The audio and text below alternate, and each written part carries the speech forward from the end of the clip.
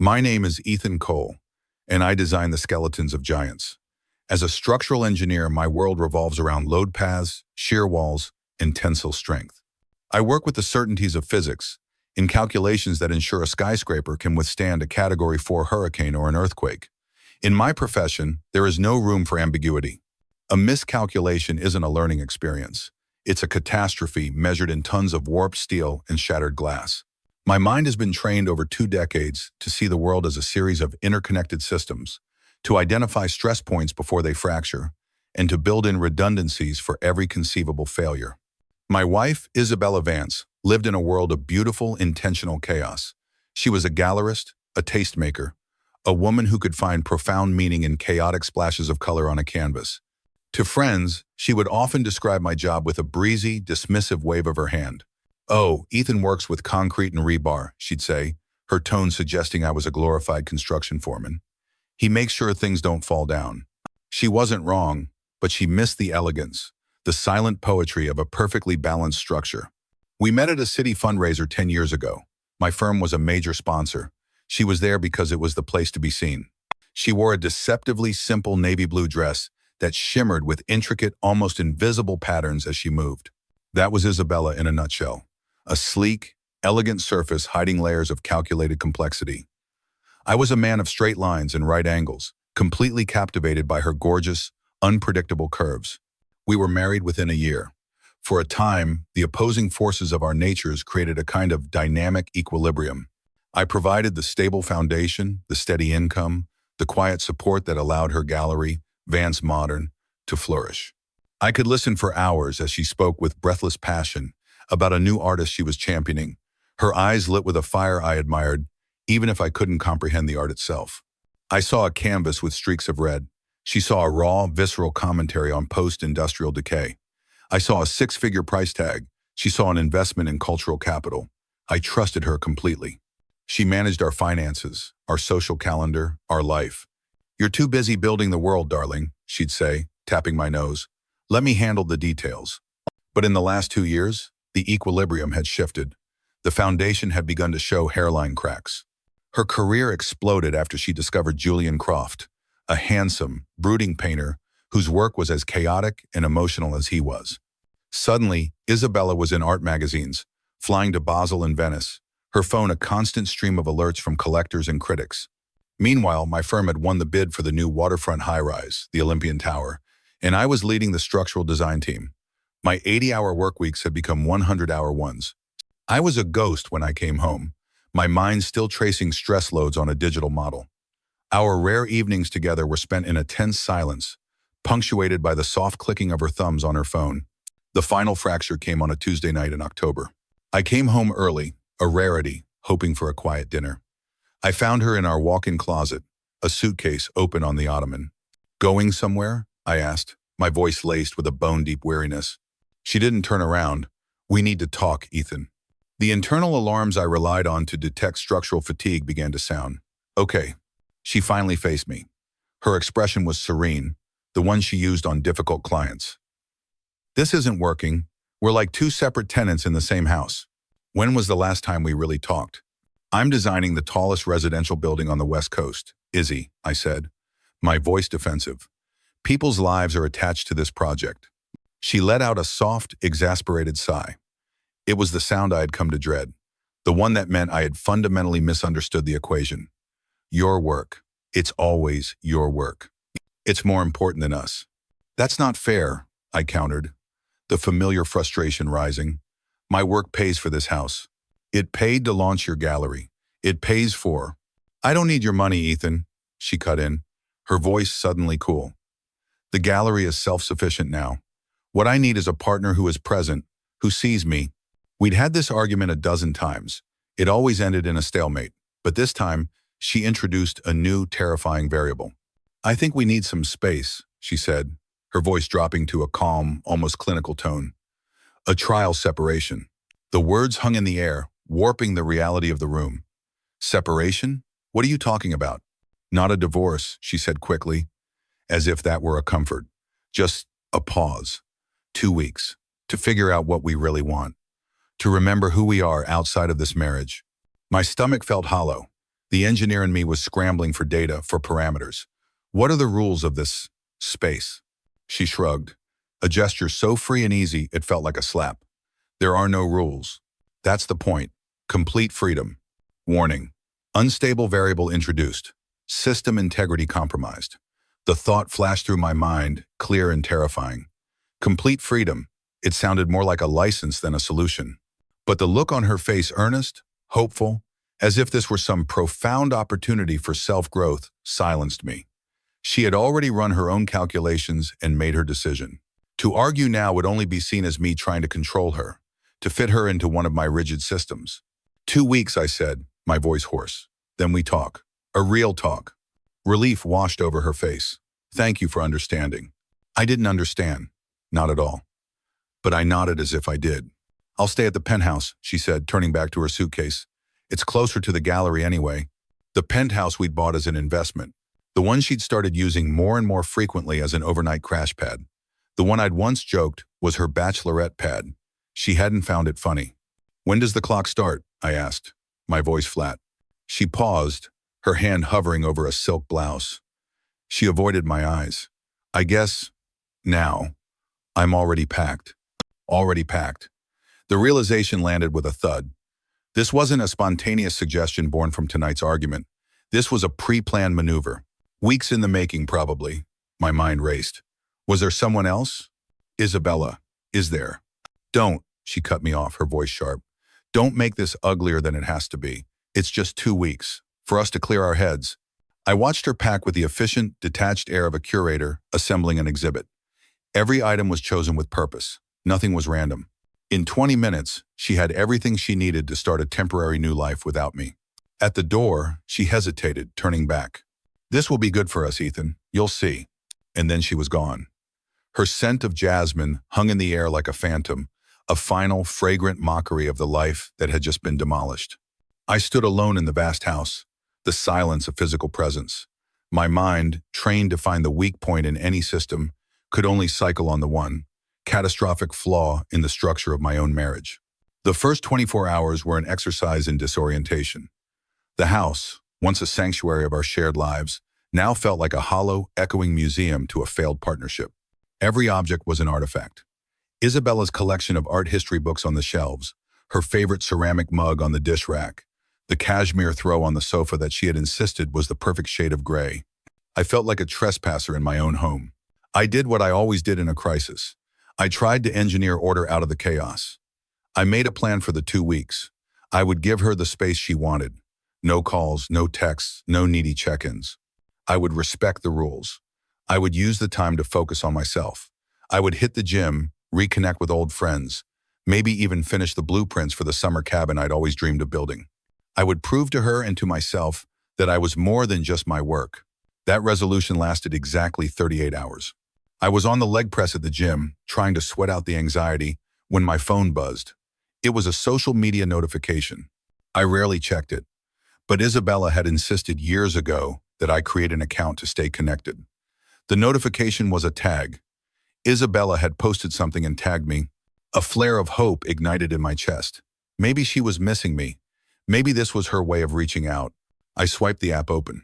The hope wasn't just extinguished, it was incinerated. The photo was beautifully lit, expertly composed. It was taken at what looked like a gallery opening. Isabella was radiant in a crimson dress I'd never seen before, a glass of champagne in one hand. Standing beside her was Julian Croft, his arm wrapped securely around her waist, his fingers splayed possessively on her hip. They were both laughing, their heads tilted toward each other, sharing a moment of pure, unadulterated joy. A joy I hadn't seen on her face in years. Then I read the caption. A triumphant opening night for the brilliant Julian Croft. True art remakes the world in the image of life's most passionate moments. Number new beginnings, number creative connection at Julian Croft Art. And there, at the end of the hashtags, was my handle, at Ethan Cole. She had tagged me, intentionally, to make sure I would see it. The hashtags were like daggers. New beginnings, creative connection. She might as well have written, Dear Ethan, I have found a replacement model more compatible with my current operating system. Thanks for the support. The blood drained from my face. My breath caught in my throat. The 400 pounds on the leg press were nothing compared to the weight crushing my chest. I scrolled numbly through the comments. You two look stunning. The art world's new power couple. His best work yet. And the perfect curator to bring it to light. Meant to be. So much passion in one photo. Isabella was replying with heart emojis and effusive thanks. No mention of her husband. No hint that this was day 2 of a trial separation, supposedly meant to save our marriage. It had taken her less than 48 hours to publicly flaunt her affair. I closed the app, my hand trembling slightly. The familiar clank of weights and the thumping pop music of the gym faded into a low internal roar. The hot, searing pain of betrayal was there, of course. It was a physical thing, a shard of glass in my gut. But beneath it, something else was rising. Something cold, clear, and terrifyingly calm. It was clarity. My mind, my greatest asset, had shifted gears. It disengaged from the emotional chaos and switched into analytical mode. It was just like when a contractor would report a material failure on site. The pain was still there, a low, burning hum. But the confusion, the self-doubt, the desperate hope had all evaporated. Gone. For years, I had tried to contort myself to fit into her world. I had nodded at incomprehensible art, made small talk with people who saw right through me, and apologized for the very work that funded her ambitions. And for what?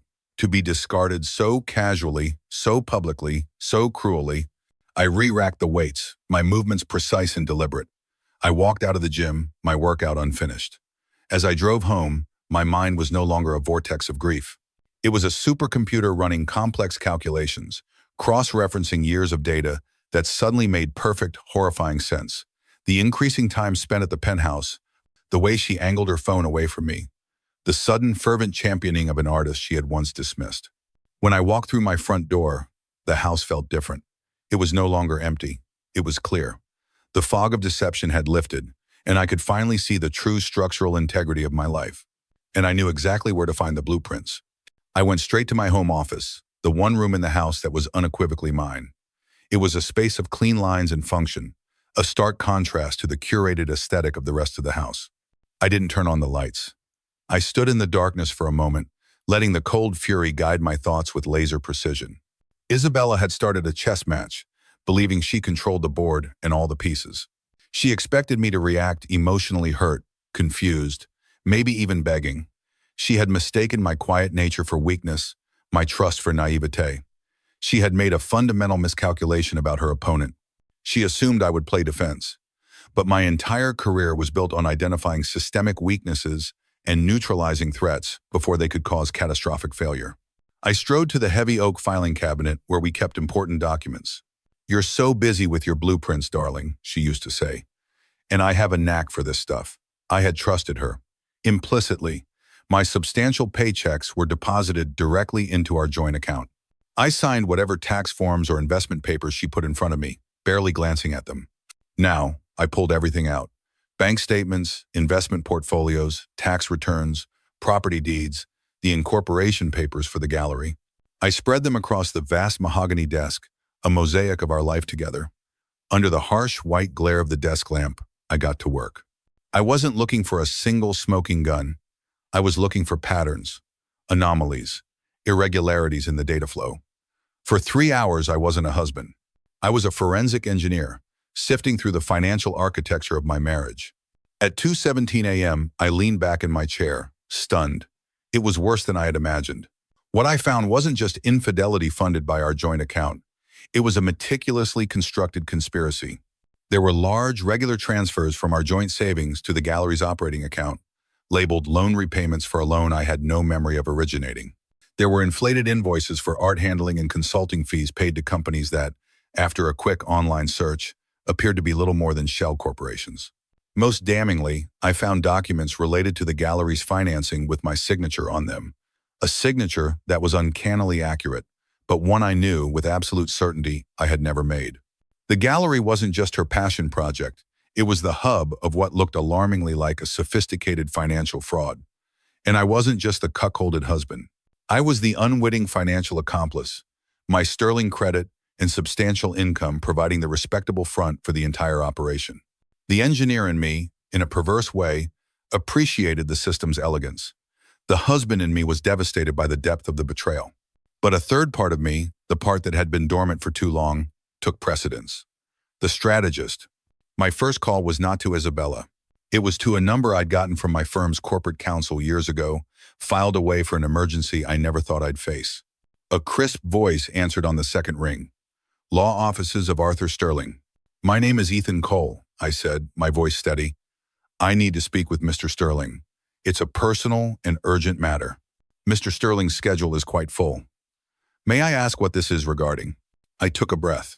Tell him it's regarding my wife, Isabella Vance, and potential financial irregularities concerning her gallery, Vance Modern. I have found some, concerning documentation. There was a pause on the other end of the line. Hold, please. 30 seconds later, a new voice came on the line.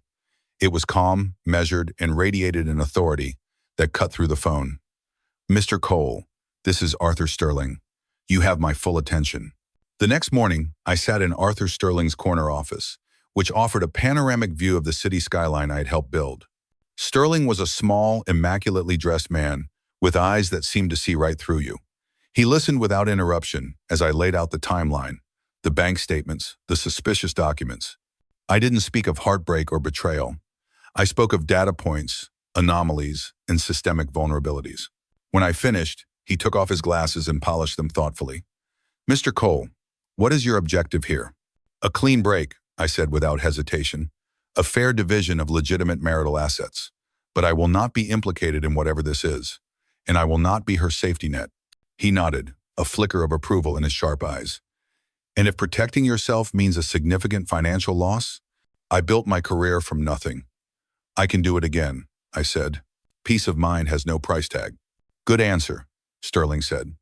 He then outlined a strategy that was both aggressive and exquisitely precise. It wasn't about emotional confrontation. It was about leverage. We would quietly move my personal earnings into a new, secured account. We would hire a forensic accountant specializing in the art market to build an undeniable case. We would prepare divorce filings so devastatingly thorough that fighting them would be an act of self-destruction for her. The key, Sterling explained, is to make her understand that a quiet settlement is her only logical option. No public threats. She needs to see the cliff edge herself. He leaned forward. One more thing, Ethan. No contact with your wife. No arguments, no emotional outbursts. Let her believe you are sitting at home, heartbroken and paralyzed. Can you do that? Absolutely, I assured him. My entire career is about preventing explosions, not causing them. As I left his office, my phone buzzed. Another post from Isabella. This time, it was a close-up of her and Julian Croft, their champagne glasses clinking together. The caption, when inspiration meets passion, magic happens. Number Midnight Muse, number the artist in his muse. A surge of white-hot rage coursed through me. She wasn't just moving on, she was rubbing my face in it, performing her new life for an audience. I wanted to call her, to scream, to demand how she could throw away 10 years, as if they were nothing. Instead, I took a deep breath. I channeled the rage into focus. I opened my phone and took a screenshot, and another, and another. Every post, every comment, every tag. Documentation, I thought. The foundation of any solid case. The next 10 days were a blur of controlled, purposeful activity. I moved out of the house and into a nondescript business hotel across town, paying in cash under a different name. I went completely dark on social media, but not before tasking my new forensic accountant, a sharp-witted woman named Anya Sharma, with archiving every digital interaction between Isabella and Julian. The evidence mounted daily. More photos, more clinking glasses, more hashtags that read like chapters in their love story. Meanwhile, Sterling and Anya were excavating the financial bedrock of my marriage. What they uncovered was a scheme far more intricate than I had realized, going back nearly 3 years, coinciding almost exactly with when Julian Croft signed with Isabella's gallery. It wasn't just an affair, it was a conspiracy. They were partners. The model was deceptively simple. Julian would create a piece of art. Isabella, through Vance Modern, would use our money to buy it at an inflated price through a third-party buyer, establishing a high market value. Then, she would sell it to a real collector for an even higher price, often with a portion of the payment made through untraceable offshore accounts. They were laundering money, inflating Julian's artistic value, and building their empire on a foundation of my forged signatures and my blind trust. But the detail that made my blood run cold was the document Anya found on day 9. 3 months ago, Isabella had initiated the process of transferring our primary residence, my home, into an irrevocable trust under her sole control. The paperwork had my signature on it, a perfect forgery. She had been planning to strip me of my own home while I was offshore on a project site visit. This wasn't just betrayal, this was predation. On day 12 of our 2-week separation, just 2 days before we were scheduled to have our talk, I sat with Sterling and Anya in a secure conference room. The case was airtight. The evidence was devastating. That morning, a text from Isabella had arrived. Looking forward to our talk on Friday. Been doing a lot of thinking. Hope you have too. X. I showed it to Sterling. He smirked. She's checking to see if the safety net is still in place. I looked at him. It's time, I said. Let's cut the wires. At precisely 2 p.m., a time we knew Isabella would be at the gallery preparing for a private showing of Julian Croft's newest works, Sterling's team executed the plan with the precision of a synchronized military strike. 2 p.m. A legal courier, calm and professional, walked into Vance Modern and hand-delivered a thick manila envelope to Isabella. It contained the divorce filings. Copies were simultaneously emailed to her lawyer. 2:01 p.m. At my direction, the bank froze all our joint accounts, citing a formal legal dispute. A flag was placed on my personal accounts, revoking her access and requiring dual-factor authentication, routed only to my new private cell number. 2:05 p.m. This was Sterling's masterstroke. An email was sent from an encrypted, anonymous account to a carefully curated list. Every major client of Vance Modern, key art world journalists, museum curators, and the city's most influential art critics. The email contained no accusations. It was far more elegant than that.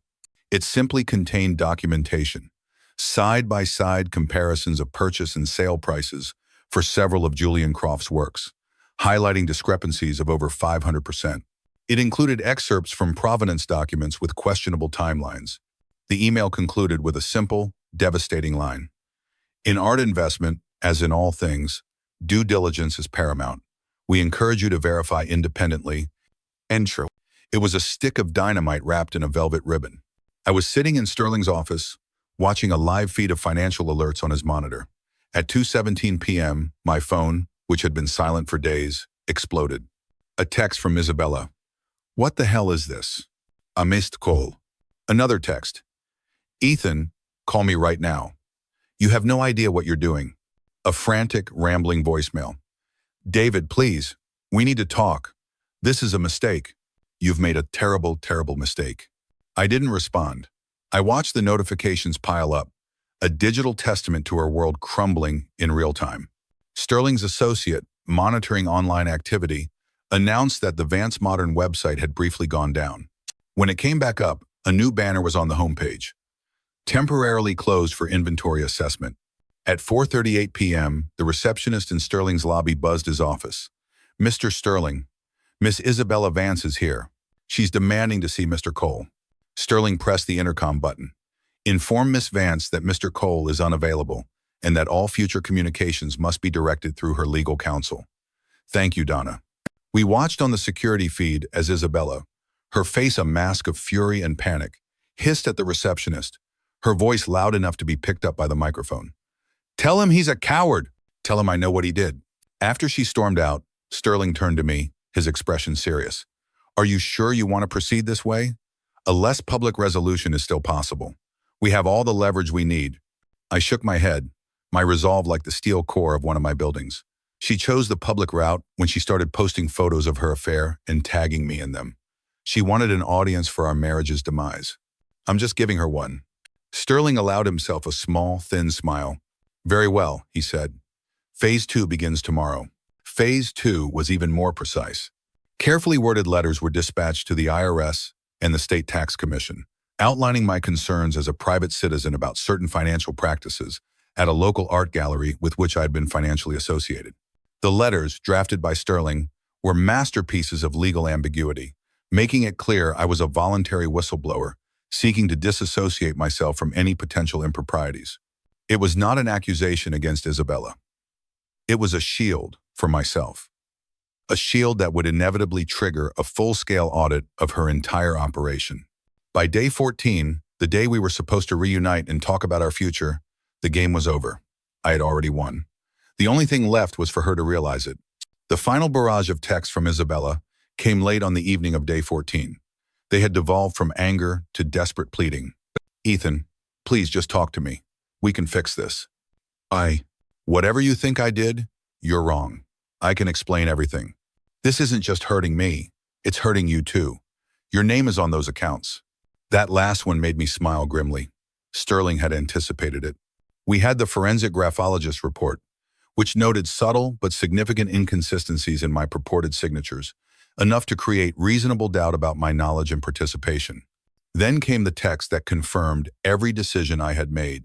It arrived just after midnight. You have no idea who you're messing with. C isn't someone you want as an enemy. Back off now, or you'll regret it. C. I showed the text to Sterling, who immediately put me in touch with his in-house security consultant. By morning, my hotel room was changed, and a discreet security detail was assigned to me. The threat, however, also accelerated our timeline. It was time for the final confrontation. On the morning of day 15, I finally responded to Isabella with a single text. The Blackwood Hotel, Suite 1217, 1 p.m. The Blackwood was neutral territory, a luxury hotel where we'd celebrated our first anniversary. Suite 1217 was a corner suite arranged by Sterling's team. It was equipped with discreet, legally compliant recording devices, a condition Isabella's lawyer had to agree to, and a silent panic button that linked directly to my security team in the adjacent room. Sterling himself would be next door, monitoring the feed. At precisely 1 p.m., there was a soft knock. I opened the door. The woman standing there was a pale, frayed version of my wife. The confident, radiant artist curator was gone. Her hair was pulled back in a severe ponytail. Her face was drawn, and the vibrant designer clothes were replaced by a simple, funereal black dress. Ethan, she said, her voice cracking slightly. Thank you for seeing me. I stepped aside to let her in, my silence a wall. The suite was sterile, impersonal. There was a sitting area with 2 chairs facing each other across a glass table. On the table sat a single bottle of water and a slim leather folder. Should I? She asked, gesturing awkwardly to a chair. I nodded, taking the other one. She perched on the edge of the cushion, her hands twisting a silk scarf in her lap. Ethan, I don't know what you think you know, but this has gone too far, she began. You're destroying everything we built. We? I raised an eyebrow. The single word hung in the air, heavy with sarcasm. I wasn't aware we were building a financial fraud enterprise disguised as an art gallery. She flinched as if struck. That's not what it is. The art world. It operates differently. There are conventions. Save it. I cut her off. My voice is cold and hard as polished granite. I've spent the last 2 weeks with forensic accountants who specialize in the art market. The conventions you're talking about have names. Tax evasion, money laundering, forgery. Her face hardened, the victimhood melting away to reveal a core of resentment. So that's your game? Threaten me into giving you what you want in the divorce? That's low, Ethan. Even for someone as rigid as you. I almost laughed. The sound was hollow and humorless. You still don't get it, do you? This isn't a negotiation. I slid the leather folder across the table. The divorce terms are in there. They are non-negotiable. You keep your gallery or what's left of it. You keep the penthouse. I keep the house and my personal accounts. We split the legitimate joint investments 50-50. A clean break. She stared at the folder but didn't touch it. And if I don't agree, then it all becomes very public. The documentation I've gathered has already been delivered to the relevant authorities. Right now, the narrative is that of a concerned husband coming forward after discovering irregularities. If you fight this, the narrative changes. It becomes about you attempting to frame me for your financial crimes after I discovered your affair. Her face went from pale to ashen. You wouldn't. 2 weeks ago, I wouldn't have, I said, leaning forward. 2 weeks ago, I would have done anything to save our marriage.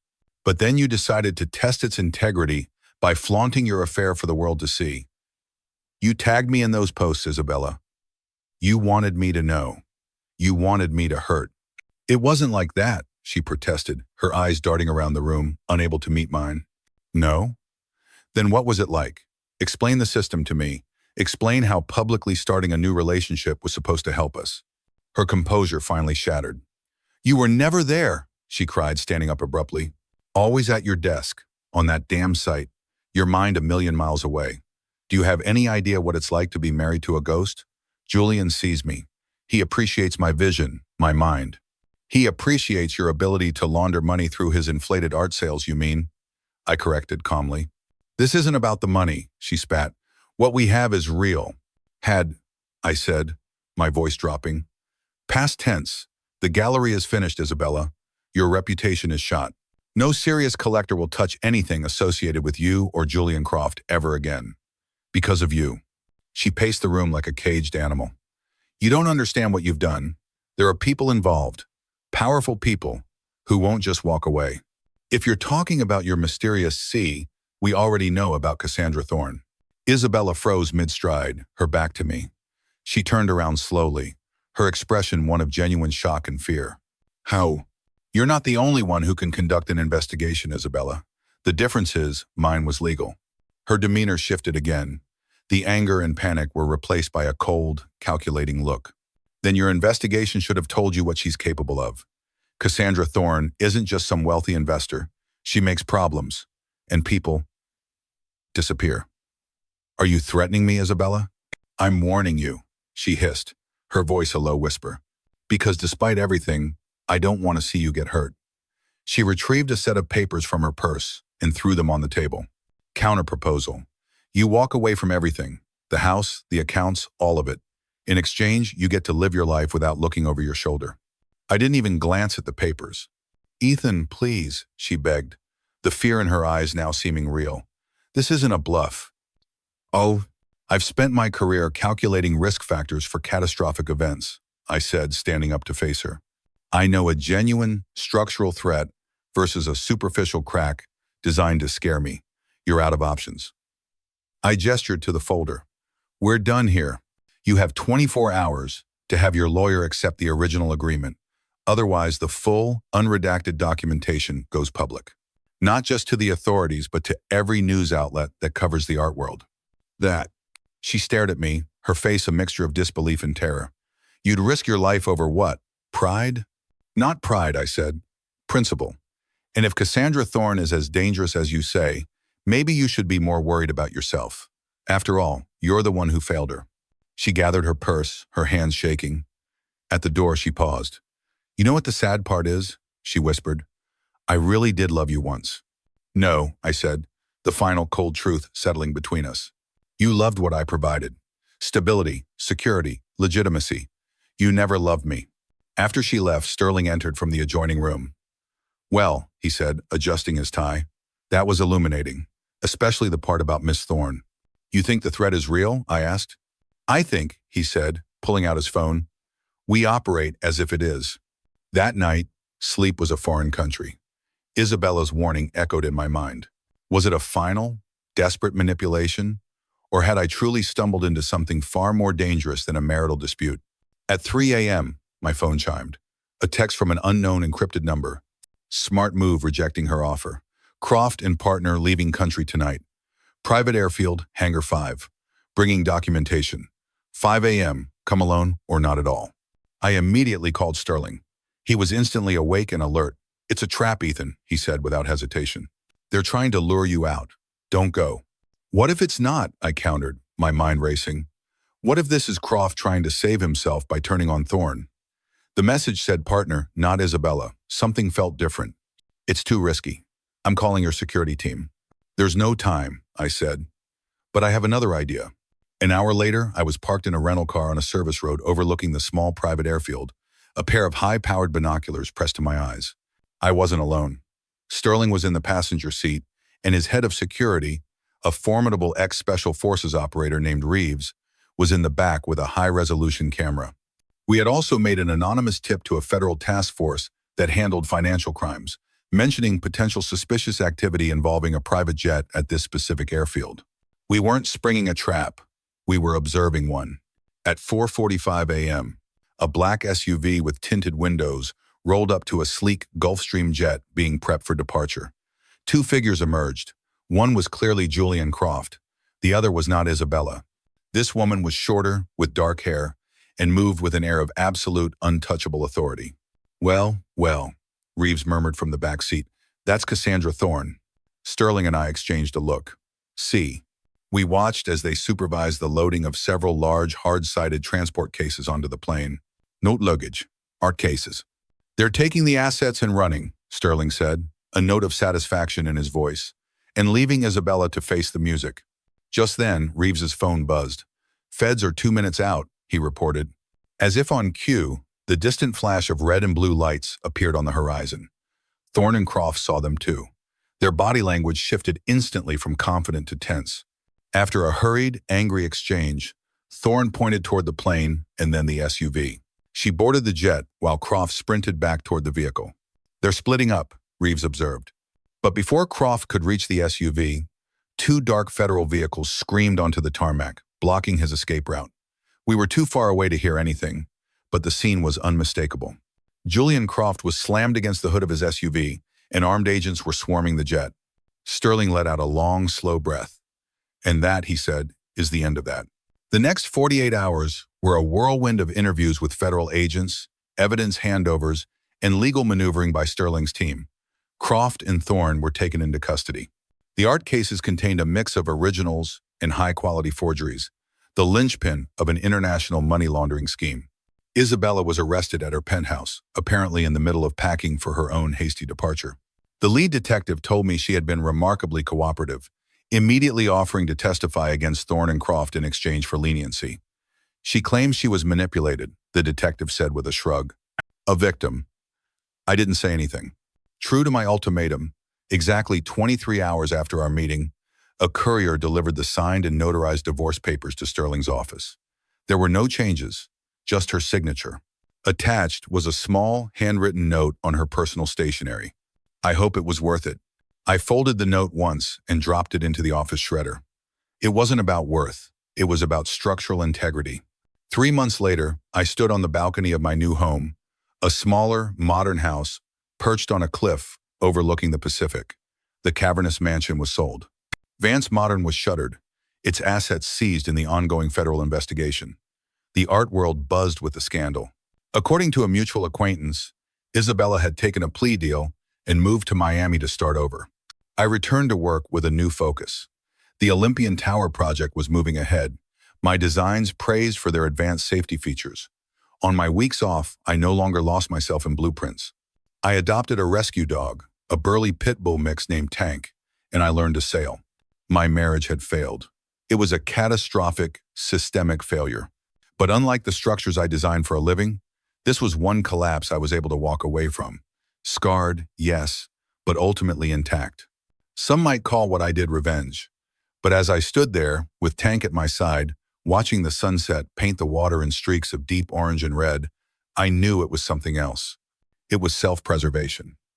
Isabella had proposed a 2-week separation to test our marriage. In less than 2 days, she showed me everything I needed to see. The system was too compromised to be repaired, so I didn't try to patch it. I demolished it, cleared the site, and built something new and stronger on a solid foundation.